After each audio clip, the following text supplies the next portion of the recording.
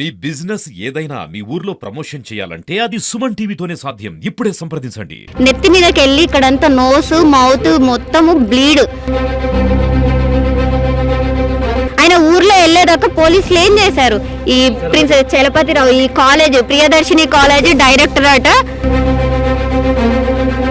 వాళ్ళ అమ్మ చిన్నప్పుడు చనిపోతే వాళ్ళ ఉన్నోళ్ళు ఎవరో ఇంటింటికి తిరిగి వీళ్ళు బతుకుతే న్యాయం జరిగేదాకా నేనైతే ఇక్కడ నుంచి లేవను. మా నాన్నగారి బాడీని కూడా నేను తీసేదే లేదు. Welcome to Suman TV Kothagudem. ప్రస్తుతానికి మేము భద్రాద్రి కొత్తగూడెం ప్రియదర్శిని కాలేజ్ దగ్గర అయితే ఉన్నాను. నిన్న Bhadradri Kothagudem Vidyanagar colony gas godown దగ్గర అయితే యాక్సిడెంట్ అయితే జరిగింది. కారుతో అతి వేగంతో వచ్చేసి ఒక వ్యక్తిని అయితే గుద్దడం జరిగింది. సంగయ్య అనే వ్యక్తికి తీవ్ర గాయాలే అక్కడికక్కడే మృతి చెందడం జరిగింది. దీనిపై ఈ విషయం తెలుసుకున్న తమ కుటుంబ సభ్యులు ఎవరైతే ఉన్నారో వాళ్ళు చుంచుపల్లి టౌన్కి అయితే వెళ్ళి కేసు పెట్టడం జరిగింది. ఇప్పటికీ 24 గంటలు అవుతున్నా కానీ వారికి ఎటువంటి న్యాయం జరగకపోవడంతో, అదేవిధంగా గుద్దిన వ్యక్తి ఎవరైతే ఉన్నారో ఫైర్ బుక్ అయినా కానీ తను కస్టడీలోకి తీసుకోకుండా తను వేరే ఊర్లో ఉన్నారని చెప్పేసి పోలీసులు చెప్తున్నారు. మాకు ఎటువంటి న్యాయం జరగట్లేదు అని చెప్పి భద్రాద్రి కొత్తగూడెం ప్రియదర్శిని కాలేజ్ దగ్గర అయితే ఇక్కడ బయట జరిగింది. ప్రియదర్శిని కాలేజీ చలపతిరావు అనే వ్యక్తి ఈ యాక్సిడెంట్కి కారణం. తనతో పాటు ఇంకా 2-3 ఉన్నారని చెప్పేసి మృతి చెందిన వ్యక్తి ఎవరైతే ఉన్నారో వాళ్ళ కుటుంబ సభ్యులు బైఠాయించారు. తన కూతురు ఎవరైతే ఉందో తన కూతురు తనతో పాటు ఇంకో 3-4 వ్యక్తులు ఉన్నారని చెప్పేసి చెప్తున్నారు. మాకు ఖచ్చితంగా న్యాయం జరగాలి, 24 గంటలైనా కానీ మాకు ఎటువంటి న్యాయం జరగలేదని చెప్పేసి అయితే అంబులెన్స్తో పాటు శవాన్ని తీసుకొచ్చి ఇక్కడ బైఠాయించి ధర్నా చేయడం అయితే జరిగింది. దీనికి సంబంధించిన పూర్తి వివరాలు తమ కుటుంబ సభ్యులేనో తన కూతురు కూడా ఇక్కడే ఉంది, తనతో మాట్లాడి పూర్తి వివరాలు తెలుసుకున్నారండి. నిన్న ఆఫ్టర్నూన్ మాకు కాల్ చేసి డాడీకి యాక్సిడెంట్ అయింది అని చెప్పారు. అంటే నేను వెళ్ళి హాస్పిటల్కి వెళ్ళి చూస్తే ఇలా ఒక కార్లో తీసుకొచ్చారు, అంబులెన్స్కి కాల్ చేసి తీసుకొని వచ్చారు. ఇక్కడ స్పాట్ చనిపోయారు, వచ్చేసరికి చనిపోయారు అనేసి చెప్పారు. మేము స్టేషన్కి వెళ్ళి కంప్లైంట్ ఇచ్చేయన్నీ చేసేసరికి అప్పటికి ఆ గుద్దినైనా వచ్చి కారు పోలీసు వాళ్ళకి ఇచ్చేశారు. కీస్ ఇచ్చేసి నెంబర్ ఇచ్చేసి వెళ్ళారంట, అడ్రస్ ఇచ్చేసి వెళ్ళారు.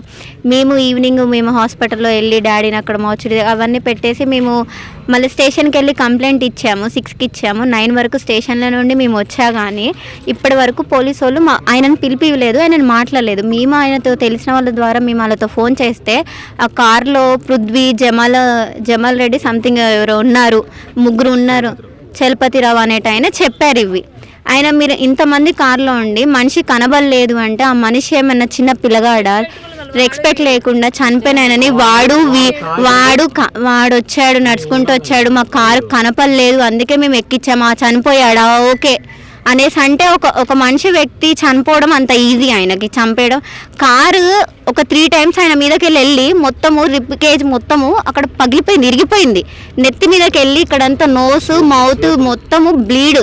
ఆయన అంత ఘనం ఉంటే కారు తీసి వెళ్ళిపోనీకి ఆయన ఎంత ట్రై చేశాడంటే అది మస్తుగా ట్రై చేశాడు. ఆయన ఈవెన్ ట్రై చేసి ఆయన కుదరక అక్కడ చుట్టుపక్కల వాళ్ళు చూడడం వల్ల ఆయన ఏదో మంచి చేసినట్టు హాస్పిటల్కి వెళ్ళి ఆయన అప్పటికి చనిపోయి ఉన్నాడు, ఆయన పడిపోయి ఉంటే మేము అంబులెన్స్కి కాల్ చేసి తీసుకొచ్చాను అని చెప్పిన ఆయన స్టేషన్కి వెళ్ళి కారు ఎందుకు ఇచ్చాడు?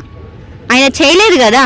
ఆయన చేయనప్పుడు ఆయన ఎందుకు కారు ఇవ్వాలి? అక్కడ ఇచ్చినాక కూడా పోలీసు వాళ్ళని ఆయన వదిలేశారు. ఏదైనా అడిగితే ఎలక్షన్ కోడ్ అనేసి ఎలక్షన్ కోడ్ అనేది వస్తే ఒక మనిషి చనిపోయినా కానీ పట్టించుకోరా?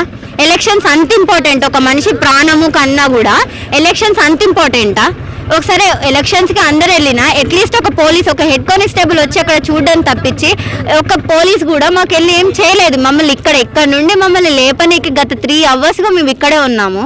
లేపనీకి మమ్మల్ని ట్రై చేస్తున్నారు కానీ ఆయనను పిలిపినీకి ఎందుకు ట్రై చేయట్లేదు? ఆయన మార్నింగ్ అడిగితే ఆయన కోదాడ వెళ్ళాడు, ఆయన లేడు ఇక్కడ అన్నారు. ఆయన మీద ఎఫ్ఐఆర్ బుక్ అయినాక 6కి అయితే 9 వరకు ఆయనకు చెప్పాలి కదా, ఆయన తీసుకురావడమో చెయ్యాలి. ఆయన ఊరికి పంపేదాకా ఆయనను ఎలా వదిలేశారు? ఆయన ఊర్లో వెళ్ళేదాకా పోలీసులు ఏం చేశారు? ఇప్పుడు ఆయన తీసుకొస్తాము, ఇప్పుడు మీరు లేవండి అమ్మ, మేము ఆయన పట్టుకొస్తాము, మీరు మాట్లాడండి, మీరు ఏం కావాలి, ఏం న్యాయం కావాలని ఇప్పుడు అడిగేటోళ్ళు నిన్నంతా ఎందుకు అడగలేరు? ఆల్మోస్ట్ ఇంకా 1 అవర్ అయితే 12 అవర్స్ ఇది డెత్ అయ్యి 12 అవర్స్ అవుతున్నా కానీ ఏం పట్టించుకోలేకుండా ఇట్లున్నారు. మమ్మల్ని ఇక్కడ నుండి ఎలా లేపాలి ఏందన్నదే చేస్తున్నారు.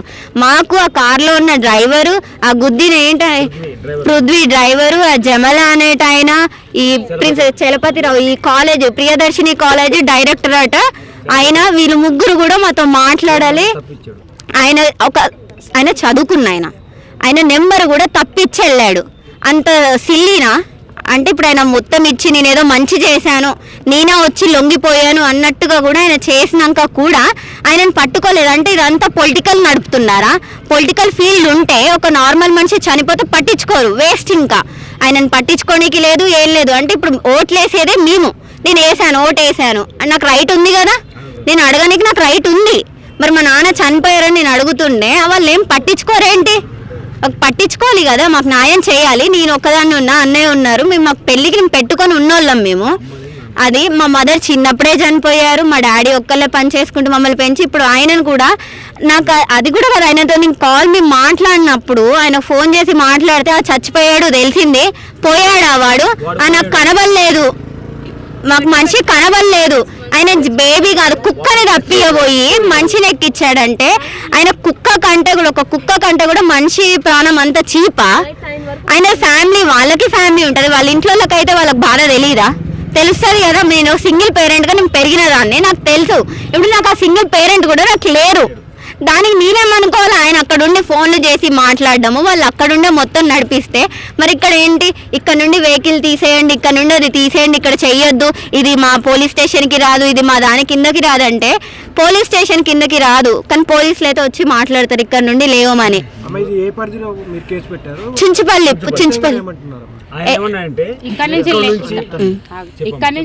ఇక్కడ నుంచి లేవండి అమ్మ, ఇది మనకు చుంచుపల్లి పంచాయతీ మనది. అప్పుడు ఇక్కడ మన చుంచుపల్లిలో కేసు అయింది, పంచాయతీలో అక్కడ స్టేషన్లో కేసు అయితే కేసు బుక్ చేస్తే మీరు ఇక్కడ చేస్తే కరెక్ట్ కాదు, ఇక్కడ అయితే మంచిది కాదు, ఇక్కడ నుంచి మీరు వెళ్ళండి, మేము మాట్లాడతాం, వారిని తీసుకొస్తాం అంటున్నారు సార్. ఇప్పుడు నేను ఒకటి అడుగుతున్నా ఏంటంటే, నిన్న మనకి కేసు అయింది, కేసు పెట్టలేదంట. నిన్న కారు గుద్దిండు, తీసుకొచ్చిండు, పెట్టిండు, తాళాలు ఇచ్చిండు, ఫోన్ నెంబర్ తప్పిచ్చిండు. సరే అది కూడా పొరపాటు జరిగిందేమో అడవులని సార్ వాళ్ళు అంటున్నారు, ఎస్ఐ గారు. సరే దానికి కూడా మేము ఓకే, మేము మాట్లాడము. కానీ మనిషి కేసు అవుతుందా, మనిషి చచ్చిపోయింది, బుక్ అవుతుందా, కేసు బుక్ కాదా అనే విషయము సార్ వాళ్ళకి తెలుసు, ఎస్ఐ గారికి తెలుసు. తెలిసినాక ఆ మనిషిని ఎట్లా బయటికి పంపించిండ్రు. ఈ రోజు ఆయన లేడు, ఇప్పుడు ఆయన వస్తే పోతామనంటే ఆయన ఈ రోజు ఆయన ఇక్కడ లేడు, కోదాడిలో ఉన్నాడు, వస్తాడు అనేసి అని మాట్లాడుతారు.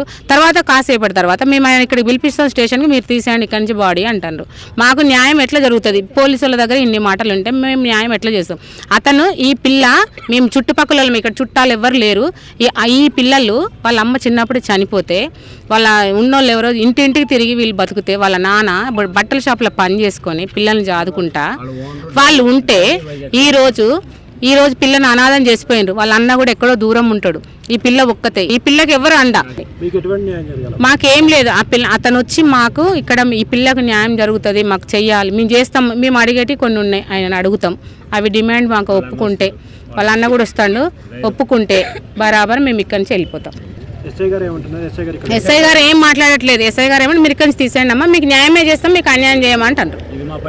కానీ ఇక్కడి నుంచి వెళ్ళిపోవాలి, ఇది మా పరిధి కాదు, మీ పరిధి కాదు, మీ police station Chunchupalli police station మీద తీసేయండి అంటున్నారు. మీరు చేసుకోండి, వెళ్ళిపోండి, మీరు ఇంటికి తీసుకెళ్ళిపోండి అంటారు. ఇక్కడ నుండి తీసేయండి, కార్యక్రమాలు అన్ని స్టార్ట్ చేస్తే మేము తర్వాత ఆయనతో మనం మాట్లాడడం. అంటే ఇక్కడ పర్సన్ ఇక్కడ డెత్ అయి ఉన్నప్పుడే వాళ్ళు ఏమొచ్చి మాట్లాడలేని వాళ్ళు చనిపోయిన ఒక్కొచ్చి ఏం చేస్తారు, మొత్తం అయినాక వచ్చి ఏం చేస్తారు?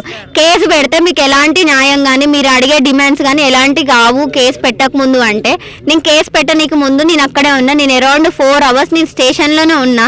6 o'clockకి పెట్టా, 4 o'clockకి నేను స్టేషన్లో ఉన్నా.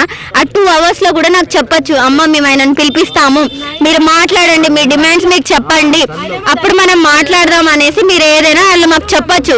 కానీ ఇప్పుడు మేము అలా అనేసరికి కేసు పెట్టారు కాబట్టి మీకు అలాంటి ఏమి డిమాండ్స్ మాట్లాడడానికి ఏమీ ఉండదు అనేసి అన్నారు. ఈ మనిషిని బయటకు ఎట్లా పోనిచ్చిండ్రు, మాకు దానికి సమాధానం మాకు పోలీసు వాళ్ళు చెప్పాలి. ఈ రోజు ఇది జరిగింది, రేపు ఇంకోటి జరుగుతుంది, అట్లా ఇట్లనే ఉంటుందా? అంటే డబ్బు ఉన్నోడిని బయటకు రానియట్లేదు, బీదోళ్ళనే మమ్మల్ని ఎంతసేపు మమ్మల్ని పోనిస్తారు. ఇక్కడ డబ్బుకే ప్రిఫరెన్స్ ఎక్కువ ఇస్తున్నారు. ఉన్నోడికే న్యాయం జరుగుతుంది, లేని వాళ్ళకి న్యాయం జరగట్లేదు సార్. మాకు న్యాయం జరగాలి. మేమైతే న్యాయం జరిగేదాకా నేనైతే ఇక్కడ నుంచి లేవను, మా నాన్నగారి బాడీని కూడా నేను తీసేదే లేదు. రేపు లేదు, ఎల్లుండి 11 గంటల పరిస్థితి కాకపోతే వాడిని కాలేజ్ ఎట్లా చూస్తానేనో, వాడు ఈ ఊర్లో ఎవరైతే ఉన్నాడో అందులో ఉన్నటువంటి వాళ్ళు ఎవరు తొక్కించిన వాడు కాకుండా ఆ కోరలో ఉన్నటువంటి వాళ్ళు వాడు దచ్చిండా పోనీ అన్నటువంటి వాళ్ళు ఉన్నారు.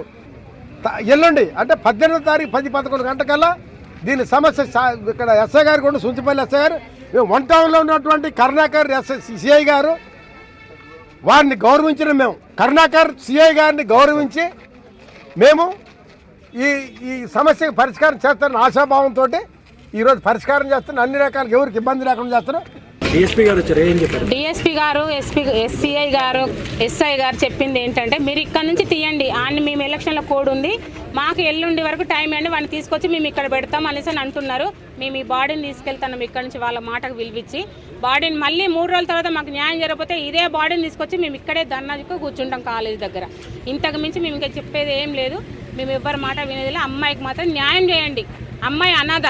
ఇప్పుడు ఉన్న ఒక తల్లి చచ్చిపోయిందంటే ఉన్న తండ్రి కూడా చచ్చిపోయింది. బట్టల షాప్లో పని చేసి పిల్లని ఆదుకున్నాడు. అన్న దూరం ఉంటాడు.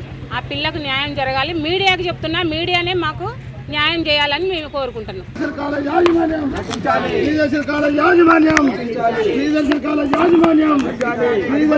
యాజమాన్యం